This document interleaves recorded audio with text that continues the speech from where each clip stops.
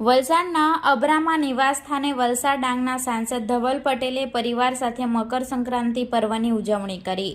14 જાન્યુઆરી મંગળવારના રોજ 1 કલાકની મળતી માહિતી મુજબ મકર સંક્રાંતિનો તહેવાર છે અને વલસાડ ડાંગના યુવા અને ઉત્સાહી સાંસદ ધવલ પટેલે તેઓના ધાબા પર પરિવાર સાથે મકર સંક્રાંતિ મનાવી રહ્યા છે, ત્યારે મોટી સંખ્યામાં કાર્યકર્તાઓ પણ તેઓની સાથે મકર સંક્રાંતિની ઉજવણીમાં જોડાયા।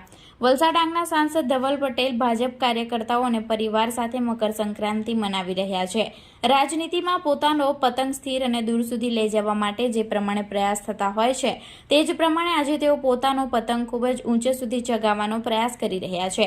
આ સમયે તેઓની પત્ની પણ ફિરકી પકડીને તેઓની પ્રોત્સાહિત કરી રહ્યા હતા। બીજી તરફ વિસ્તારમાં કોઈ જ વિરોધ પક્ષ જેવું ન હોય ત્યારે પોતાના જ પક્ષમાં કોઈને કોઈક જગ્યાએ રાજનીતિ થઈ રહી હોવાની વાતને લઈ તેઓએ જણાવ્યું કે વિરોધ પક્ષ હજી પણ આદિવાસી વિસ્તારમાં સક્રિય છે અને ધીરે ધીરે તેઓ પણ વિરોધની રાજનીતિમાંથી વિકાસની રાજનીતિમાં લઈ જવાનો પ્રયાસ તેઓ કરી રહ્યા છે।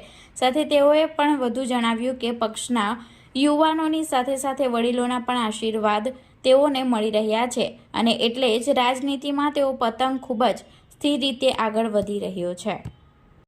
जी आज उत्तरायणનું મહાપર્વ જે આપણે ગુજરાતીઓ માટે એકદમ મહત્વનું તહેવાર છે। દિવાળી પછી કોઈ મોટો તહેવાર આપણે ગુજરાતીઓ હર્ષોલ્લાસથી મનાવતો હોય તો આપણો મકર સંક્રાંતિ અને ઉત્તરાયણનો તહેવાર છે। ત્યારે આજે અમારા વલસાડ ખાતે અમારા ઘરે મારા પૂરા પરિવાર અને પૂરા ભારતીય જનતા પાર્ટીના પરિવાર સાથે આજે અમે ઉત્તરાયણ મનાવી રહ્યા છીએ। દરેક દર્શકોને આપણે ઉત્તરાયણને ખૂબ ખૂબ શુભકામના આપું છું અને તમે સરસ રીતે અને સેફલી ઉત્તરાયણ મનાવો એ હું શુભકામના પાઠવું છું।